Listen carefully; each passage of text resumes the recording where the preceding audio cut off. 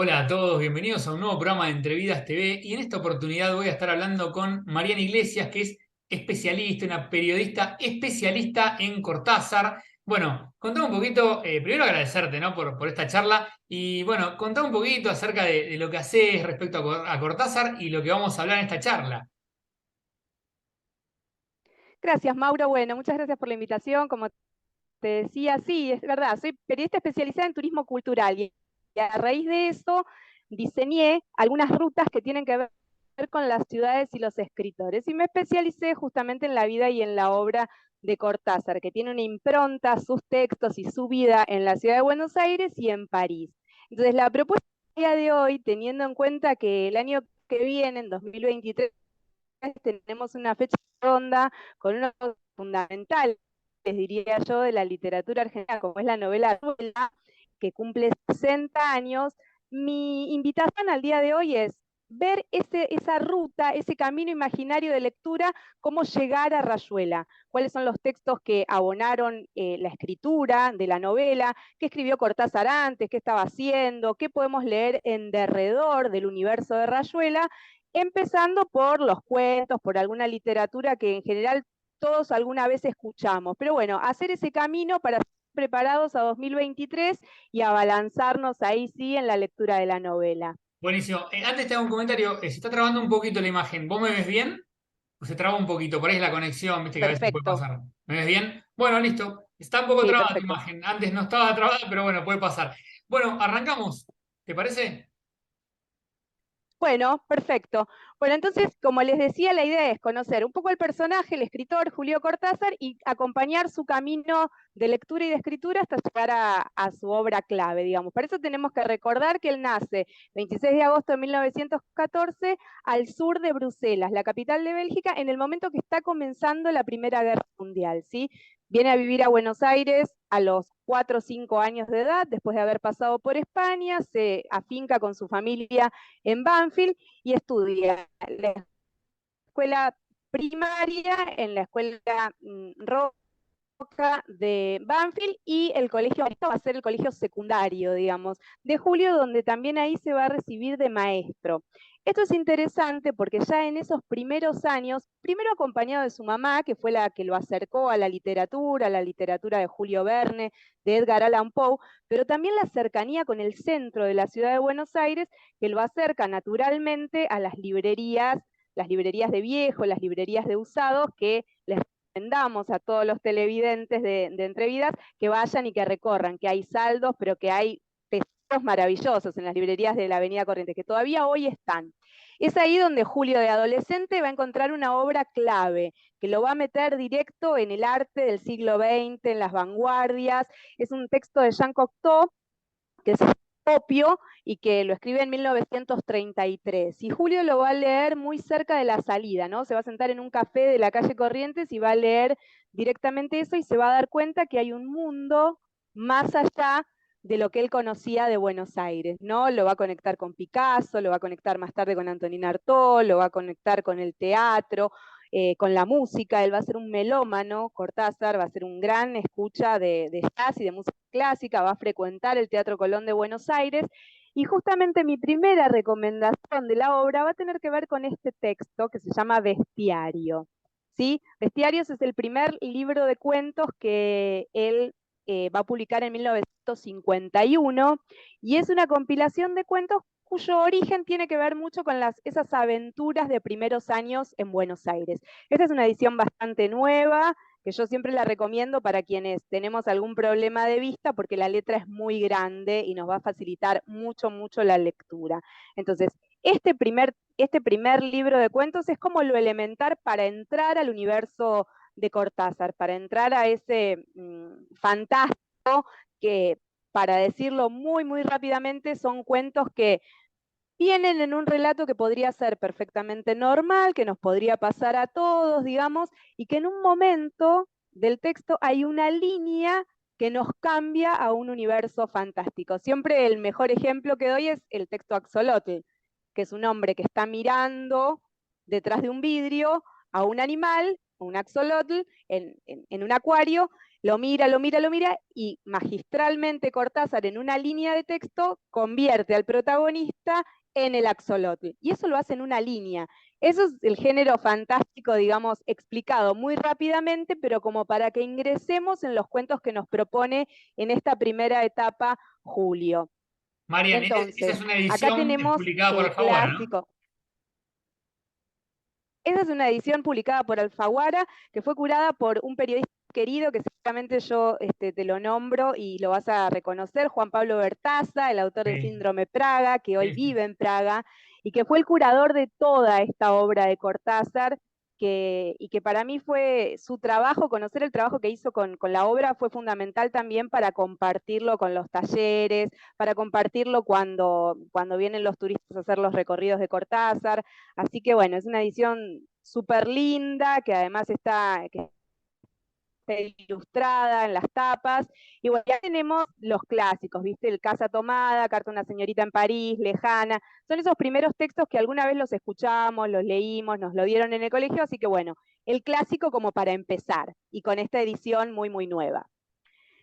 Siguiendo el recorrido, también ya en un límite entre París y Buenos Aires, vemos que Julio se muda a París en 1951, y este texto que les acabo de mostrar es de ese año, pero no es lo único que escribe. Él publica notas en diferentes diarios, en la revista Sur, en Primera Plana, y va a trabajar también en colaboraciones, y también va a tener un poemario que se llama Presencia, que es de 1938, que va a ser una tirada muy, muy rápida de 250 ejemplares, solo para amigos, y que es muy difícil de conseguir, ¿sí? Nosotros tenemos una copia en el Tesoro de la Biblioteca Nacional, pero quedó entre los íntimos. Fíjate que lo publica bajo el seudónimo de Julio Denis. Todavía no estaba seguro de lo que estaba escribiendo. Y realmente son poemas súper acaramelados, muy lacrimógenos, un Cortázar muy joven que todavía no se anima a publicar con su apellido. Entonces tenemos Presencia de 1938, después un poema Los Reyes, que es como una vuelta de tuerca a la leyenda, al mito griego, que lo publica en el 49. Después vamos a tener una primera novela, que es El Examen, que se la publican después que muere Julio, que muere en 1986, el 12 de febrero, y que es una novela que se la rechazan en primera instancia porque tenía un lenguaje muy vulgar de acuerdo a los editores, pero es una novela que él escribe en 1949, pleno peronismo, una radiografía de época también, un grupo de jóvenes que van a rendir un examen y cruzan la ciudad de Buenos Aires, atraviesan una ciudad de Buenos Aires en donde las masas de trabajadores están en la Plaza de Mayo, en una Plaza de Mayo extraña, acalorada, ventosa, bueno, es una radiografía de época que lamentablemente no se publica en ese momento y se va a publicar recién en 1986. Entonces ahí tenemos como los primeros trabajos de Julio, algunos publicados y otros no. Los Reyes se publica, Presencia se publica, eh, Teatro, Nada Peguajó también se publica. Y lo otro va a quedar para una segunda oportunidad que tiene la obra de Cortázar, que es cuando muere, que se van a recopilar muchos textos y van a empezar a salir. De esas recopilaciones también quiero recomendar algo que va a ir en paralelo al conocimiento de la vida y de la obra, que es tomen nota también, que se llama Carta a los Jonquiers, ¿sí? Buena tapa. También es de Alfaguara, es muy buena la tapa, es una foto de época del puerto de Buenos Aires. Y es toda la documentación de cartas, digamos, todo el vínculo de cartas que va a mantener con la familia Jonquiers, una familia de artistas que vive en Buenos Aires y que va a ser el primer gran amigo de Julio, Eduardo Jonquiers, un artista plástico, poeta, que va a ser, por ejemplo, el que lo acompaña las primeras veces al Teatro Colón a principios de los años 40. Va a ser su gran amigo. Él se va a quedar en Buenos Aires, Julio se va a ir a París, y en estas cartas vamos a ver cómo a lo largo de la vida Cortázar lo convence a Jonquiers de que se anime, de que va a llevar suerte con su familia a París y que se conviertan también en vecinos y amigos allá, mucho más cerca. Y lo va a lograr, para eso hay que leer el texto. Vamos a ver al Cortázar de las primeras impresiones de París, digo, las primeras caminatas de Julio, como una especie de diario de viaje, va a estar en este texto que se llama Carta a los Jonquiers, así que lo recomiendo para cualquier momento. Muy bueno, muy bueno, muy buenas recomendaciones. Te ¿Sí? quería preguntar, ¿no? Antes de que sigas, eh, ¿te pasa esto de, te faltan libros de Cortázar que estás buscando? Me imagino que nada, debes tener un Sí, montón de siempre. cosas, pero por ahí te falta alguna, ¿no?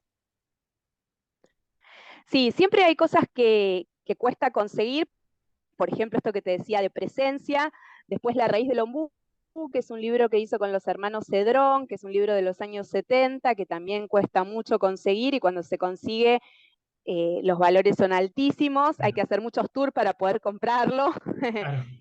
porque en general son primeras ediciones. Y tenés, Hay mucho trabajo de colecta. Sí, seguramente, bueno, mucha decime. gente fanática, ¿no? De Cortázar va a ver este video. Y tenés, por ejemplo, ¿no? La librería que vos sepas que se encuentran cosas de Cortázar, digo, cosas que vos ya tengas, ¿no? No, no vamos a ayudar a la gente que vos por ahí que buscás alguno de los libros, pero digo, librerías que vos, de usados, ¿no? Como decías antes, que vos sepas que tienen libros de Cortázar que la verdad que son joyas para tener. Sí, me encanta que me preguntes esto, Mauro, porque mira, Lucio Aquilanti, de Aquilanti Fernández Blanco, la librería que está en Rincón 69, ahí a pasitos de el Café de los Angelitos, te parás en la puerta del Café de los Angelitos, cruzás en diagonal y ves la librería Aquilanti Fernández Blanco, que es ni más ni menos del mayor coleccionista de obra de Julio Cortázar en toda América Latina. Y además, mi mejor amigo, naturalmente. Ah, mirá. Y él hizo un libro, algún día lo puedes visitar, Sí, sí. en donde están todos compilados, todas las primeras ediciones de Julio, todo lo que salió, desde una nota o artículo en la revista Sur hasta los detalles de la primera edición de Rayuela o de estos textos que yo te digo que son más difíciles de los años 70, todo lo que se publicó. Todas las Sí. películas que se hicieron en base a textos de Cortázar, todos los discos que grabó Julio con su voz de compilaciones de textos, poesía, cuentos de él. Así que todos los lugares donde fue mencionado. Es un trabajo de pesquisa que le demandó a Lucio una colección de 27 años. Empezó a coleccionar a los 14, 13, 14 y lo publicó esto cuando cumplió 50, No, en increíble. el centenario del nacimiento de Julio. Un amigo mío es fanático de Cortázar, así que esto, digamos, el dato que acabas de pasar, que me gustaría que si lo querés repetir, el nombre de la librería, dónde se consigue, bueno, ya hablaré, ¿no? Con el autor del libro, es muy interesante. Bueno, le mando un Sí, saludo a Manuel Robela, gran amigo que es fanático de Cortázar, así que seguramente va a ir a visitarlo. Repetimos el nombre del lugar, de la librería. sí, por supuesto. La librería se llama Librería Aquilanti Fernández Blanco. El dueño y coleccionista y autor de este libro es Lucio Aquilanti, y sepamos que esa colección que él formó durante 27 años y que la tradujo en este libro, donde además hay documentos, está todos los lugares donde Julio vivió, todos los lugares donde trabajó, los lugares a los que viajó en cada año, o sea, por eso es biobibliografía, ¿sí?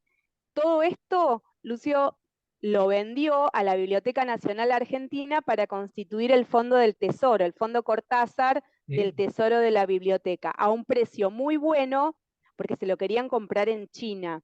Y él dijo, prefiero que quede entre nosotros, aunque el costo que le pagaron era mucho menor, pero tenemos el Tesoro de Cortázar en Buenos Aires, así que es muy válido, y con ese dinero él hizo este libro. Muy bueno, todo Así Cortázar. que me Bueno, parece bueno, muy, que es muy válido que, interesante. claro, vayan a visitarlo, Rincón 69, Aquilanti Fernández Blanco, van a buscar lo que les va a encantar. Bueno, y de paso, Así que acá tenemos felicitaciones, porque la otra verdad recomendación. sí, es una joya. Qué bueno, qué buenos esos datos, ¿no? Eh, Sí, y bueno, después por ahí, antes de que termine la charla, por ahí, totalmente. si tenés otro dato más de alguna librería también de usados, bueno, lo podemos sumar. Te debe pasar esto, Sí, ¿no? sí, Que por se acerca supuesto. la gente y te dice, ¿dónde consigo, no? Te debe pasar mucho. Sí, el que más me preguntan dónde conseguir, sinceramente, bueno, como te digo, los dos que más preguntan, uno es Buenos Aires, que es el libro de textos y fotos que hicieron Julio Cortázar y Sara Facio y Alicia D'Amico. Sara Facio y Alicia D'Amico son dos fotógrafas. Sí. Sara está viva, es una señora muy grande y es la creadora, ni más ni menos que de la fotogalería del Teatro San Martín. y es la autora de todos esos retratos de escritores que nos encantan siempre. Y Sara creó una editorial de fotografía que se llama La Azotea, y cuando era muy jovencita, en el año 67, 68, se fue a París y le escribió a Julio, le escribió una carta explicándole que tenía ganas de hacer un libro con una Buenos Aires no turística. Y unas fotos, personalmente le llevó las fotos a Julio, era muy joven ella, y le dijo, bueno, yo se las dejo acá, si a usted le inspira algún texto, yo se lo voy a agradecer.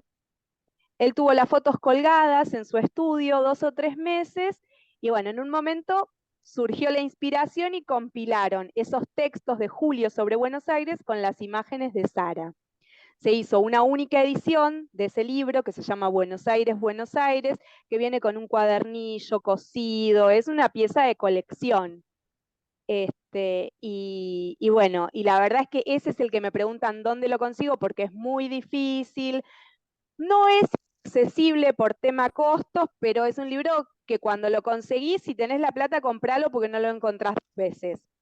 Claro. Y esa fue la última adquisición que yo conseguí. Y ese, bueno, se lo compré a un coleccionista también que sabía que lo estaba buscando, y hacen eso. Cuando les llega, avisan a quienes dejamos saber que nos interesa esto. Entonces, bueno, se hace la cadena de avisos y el que tiene la plata va y lo compra, ¿viste? Funciona medio así. Por lo menos las piezas de colección o primeras ediciones. Y después otro que por supuesto me preguntan todo el tiempo es la primera edición de Rayuela. Lo que debe salir, ¿no? También. Sí, sí, es altísimo el costo, porque vos pensás que es la edición que tuvo Julio en la mano, es la primera, y bueno, la Rayuela tiene 30 o 35 ediciones, es el libro, viste, siempre más vendido, en las ferias del libro sigue ocupando los primeros lugares de los rankings, tiene 60 años y está traducido a 30 idiomas y sigue generando fascinación, digamos, desde Culturarte, mi experiencia lo puede confirmar, porque yo todos los años hago 2 talleres al año de cómo leer Rayuela. Son 4 encuentros donde avanzamos por distintas líneas de lectura de la novela. Para la gente que intentó hacerlo, no lo logró, no pudo, le dio miedo, se quedó trabada en algún punto. Por eso también agradezco mucho esta posibilidad de hacer como ese acercamiento, digamos, y bueno, y acercarnos a Rayuela de una manera lúdica, con las ganas de leerlo y sabiendo más o menos por dónde anda. Para que, Así que bueno, esa es la para idea. las personas que se van enganchando ahora, Mariana Iglesias está hablando, bueno, con Entrevidas, especialista, bueno, en Cortázar, entre otras cosas, ¿no? Periodista cultural, y estamos haciendo bueno, está haciendo ella un recorrido, ¿no? Hasta llegar a Rayuela, ¿no? El año que viene se cumplen 60 años, así que bueno, está haciendo como un recorrido a través de los libros de Julio Cortázar. Si querés, continuamos, Marian. Vos me vas diciendo cómo estamos de tiempo, así yo veo cuántos les puedo mostrar antes de mostrarles Rayuela. Nos queda un ratito. Bueno, perfecto.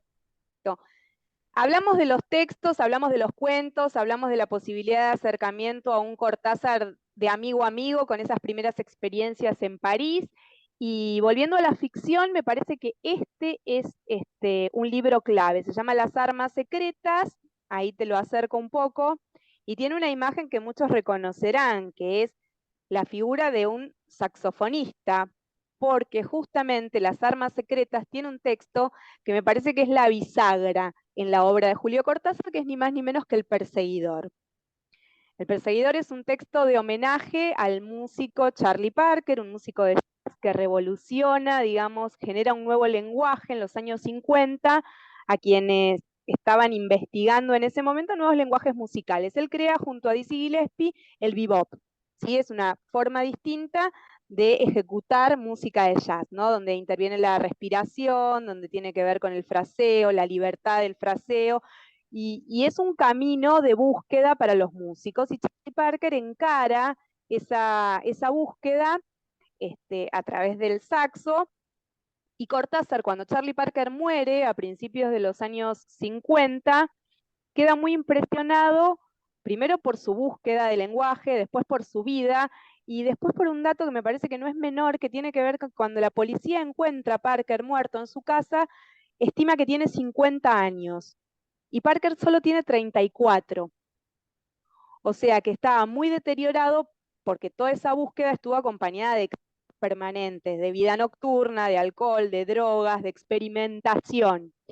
Y Cortázar mucho la atención eso, ¿no? Que un hombre que parecía más bien dedicado a ser el genio, que no tenía un conocimiento académico, musical, sino que era la intuición lo que lo llevaba, ¿no? Que el tipo pudiera crear un lenguaje, ¿no? Ahí un poco plantea Cortázar si el genio es un genio en vida y obra o si, y justamente se plantea esto, que no, que en su vida era medio un desastre, que incurría en excesos permanentemente que lo llevan a una muerte temprana a los 34 años, pero es capaz de crear un lenguaje. Y eso lo cautiva a Cortázar. Entonces arma esta novela corta o cuento largo en donde mecha las búsquedas metafísicas del personaje, ¿no? Con una novela que escribe en 1960, este es del 59, que se llama Los Premios, en donde Cortázar va a jugar con la posibilidad de darle vida a muchos personajes. Entonces, acá tiene el tema en El Perseguidor, que es la búsqueda de un hombre que está tratando de encontrar un nuevo lenguaje, una búsqueda metafísica, la existencia, una búsqueda existencial. Entonces, en El Perseguidor encuentra eso. Y en Los Premios, que es esta novela que yo siempre digo, bueno, no es prioridad de lectura Los Premios, porque es una novela medio pesada, de 300 y pico de páginas, casi 400, pero tiene un montón de personajes vivos. Cortázar logra darle vida a 19 personajes en Los Premios. Entonces hace ejercicio literario. Teniendo entonces la novela Los Premios por acá con este ejercicio de personajes y teniendo el tema del perseguidor, se lanza a mitad de los años de 1960 a la escritura de lo que nos convoca hoy, que es Rayuela. ¿Sí? Muy buena edición esa. Son esos dos textos. Sí, esta edición es una edición conmemorativa. Yo colecciono ediciones de Rayuela, o sea que tengo un poco de todo. Quería mostrarles esta en particular porque también es pregunta, ¿qué edición me compro de Rayuela? Bueno, la del 50 aniversario de Alfaguara está buenísima también. Viene con un mapa de París, un direccionario para seguir los pasos de los protagonistas, Horacio y la Maga, pero esta en particular tiene un índice de nombres, porque la novela es como una especie de vademecum de la cultura del siglo XX, hay de todo, entonces hay muchos nombres que están explicados acá. Viene con otro elemento que me parece clave para quienes nos gusta investigar la novela o la temática, que es el cuaderno de bitácora. Cuaderno de bitácora es el texto que fue escribiendo Julio mientras escribía la novela. O sea que nosotros tenemos acá el original y el traducido, porque lo escribió a mano y Ana María Bernechea, que es una amiga de él, escritora y periodista, lo tradujo. Entonces, adentro de esta edición no solamente tenemos el texto de Rayuela, sino que tenemos el cuaderno de bitácora que nos cuenta cómo diseñó Cortázar esta novela, tenemos el índice de nombres que les digo, y tenemos prólogos de varios escritores que compartieron con Julio eso que se llamó en los años 60 el boom de la literatura latinoamericana. O sea que me parece que es una edición sumamente completa y que yo recomiendo mucho tener a mano si nos interesa el tema. Qué interesante, ¿no? Esto que decís, porque bueno, hay muchas ediciones y está bueno, ¿no? Que si alguien tiene que buscar una, apunte a esa. Eh, bueno, nada, está buenísimo, ¿no? Porque hay veces hay ediciones que son más completas, como la que acabas de mostrar, ¿no?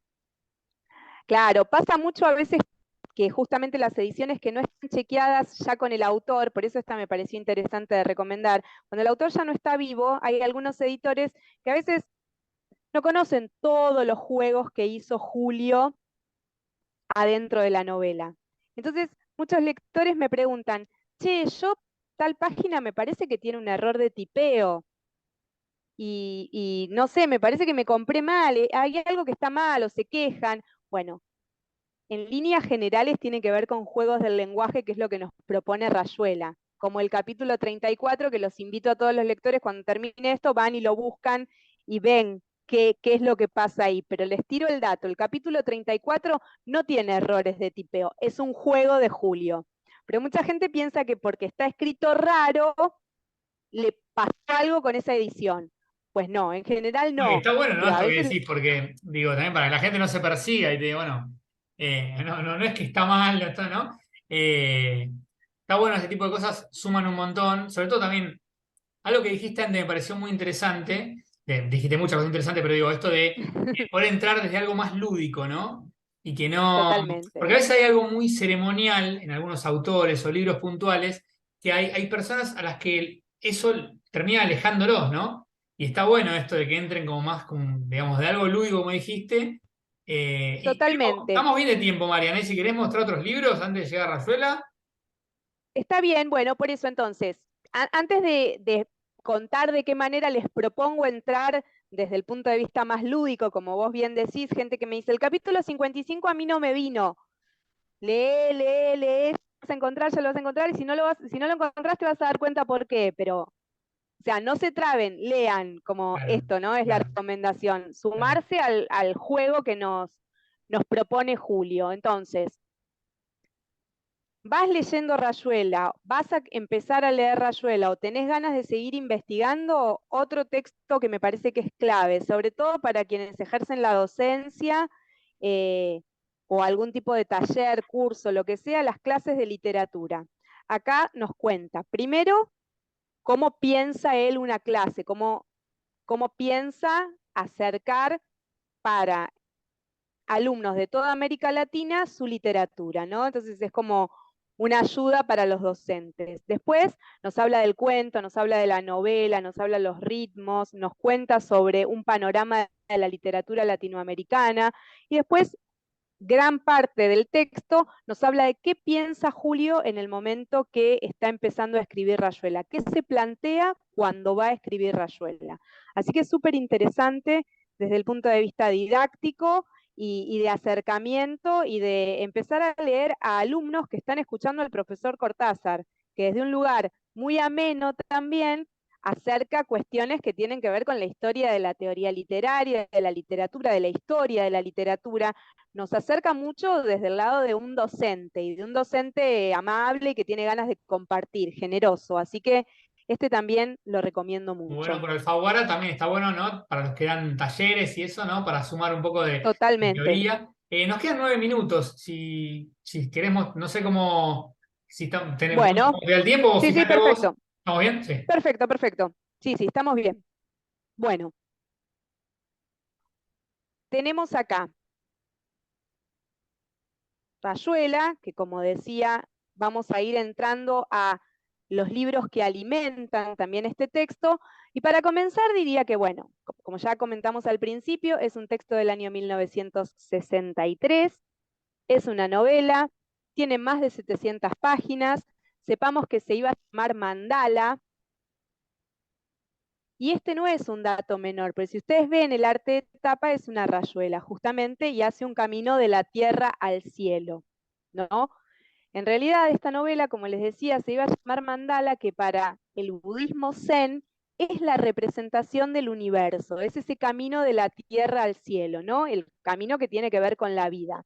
Cuando Cortázar plantea el título de la novela, le cuenta a su amiga Luisa Valenzuela que le va a poner ese nombre y le dice, pero Julio, mandala, te van a decir mandala, freír churros, ¿qué es mandala? ¿Por qué le exigís a los lectores que sepan lo que es un mandala y que entiendan de budismo zen? Entonces él se da cuenta de que Luisa tiene razón y busca un equivalente en algo que conozcamos todos, pero que nos dé el significado, que sea una metáfora de esa búsqueda de la tierra al cielo. Y encuentra que la rayuela es el dibujo, el elemento, el juego infantil que va a representar eso que está proponiendo él en la lectura. Es una lectura que lineal la podemos hacer del capítulo 1 al 55, al 56, y vamos a encontrar una historia de amor de dos latinoamericanos que viven en París, que tienen un grupo de amigos que se llama el Club de la Serpiente, que tienen todas pretensiones intelectuales y que además son medio fanáticos o van a escuchar a un escritor que está tratando de crear una novela que rompa el lenguaje hasta ese momento conocido, que se llama Morelli, que viene a ser un alter ego de Julio, ¿no? Que está buscando eso en la vida real. Estos dos, Horacio y la maga, que son los protagonistas, que forman parte de ese club de la serpiente, de esos músicos intelectuales que andan por París, divagan por la ciudad, van encontrando señales y están buscando algo que no tienen muy claro qué es, pero que consideran que la felicidad tiene que ser otra cosa, pero no saben bien qué. Entonces van con esa idea avanzando por una ciudad mágica que le va tirando a través de una frase que ven escrita en una pared o en una escena en la orilla izquierda de París, van encontrando algunas señales eh, existencialistas, por decirlo de alguna manera, ¿no? Del ser, de para qué estoy acá, de la vitalidad de la acción, etcétera.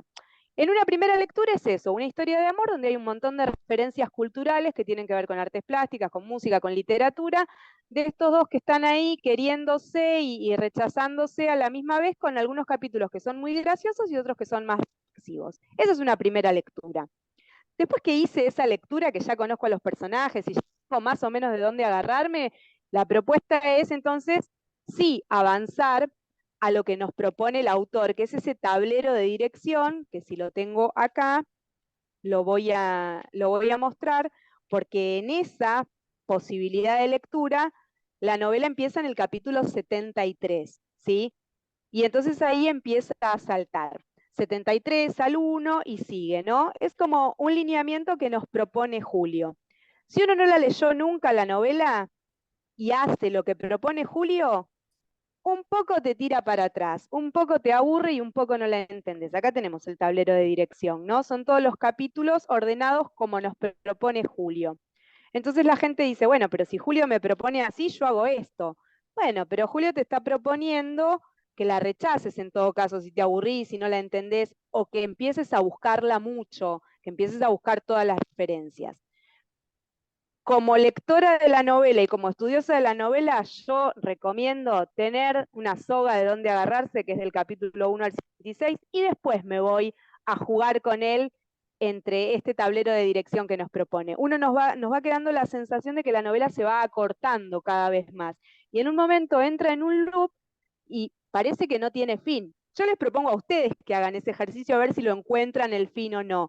Es muy interesante, es muy divertido, pero si no hice la primera lectura lineal, me voy a aburrir, me va a parecer pretenciosa y probablemente la voy a abandonar. Entonces, primero la lectura lineal me parece clave.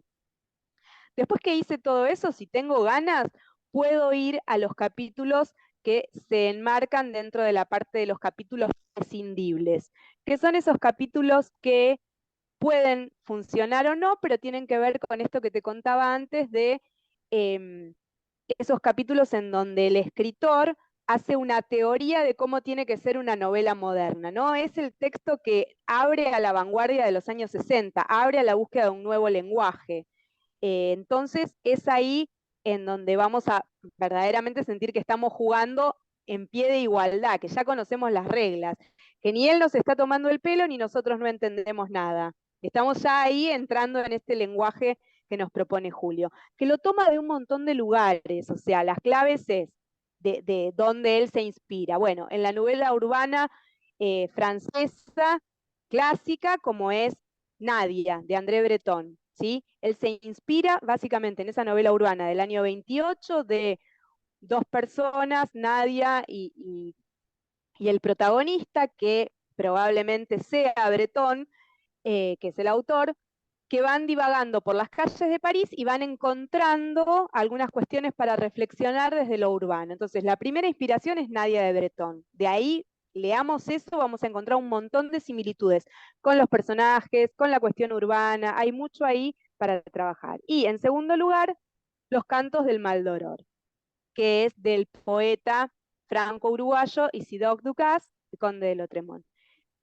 Es un texto maravilloso, es un texto difícil, donde se empieza a hablar, digamos, es un texto del siglo XIX, digamos, pensemos que es un autor que murió a los 27, 28 años, uno de los poetas malditos franceses, ¿sí?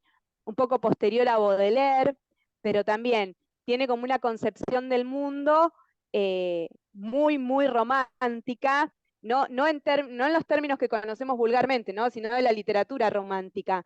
Así que, bueno, Isidore Ducas es el flaner, es el paseante urbano de finales del siglo XIX que busca en las ciudades y que se da cuenta que nuestro peor enemigo es el ser humano y bueno, que si el avance del mundo es la revolución industrial y la modernidad y qué sé yo, estos poetas malditos quieren quedarse en la previa y bueno, nosotros no somos eso, ¿no? Como una crítica a la sociedad moderna. Marian, Y un quedan, poco quedan sí, segundos antes de que se corte. bueno, Sí, más que nada para que no se corte de golpe, así nos despedimos. La verdad que es muy interesante la charla. Habrán quedado cosas pendientes, así que en un tiempito podemos hacer una segunda parte. ¿Te podemos parece? hacerla. Esto es como la clave, ¿no? Digo, esto, Nadia y Rayuela son como las claves para entender la modernidad, la literatura del siglo XX. Les agradezco un montón la posibilidad de contar esto. Prepárense, el año que viene vamos a hablar un montón de Rayuela, así que pueden empezar por acá. Tenemos todo el verano por delante. Gracias, Mauro. Mariana, un placer enorme. Te mando un beso grande. Chau, Otro chau. para vos. Chau, chau.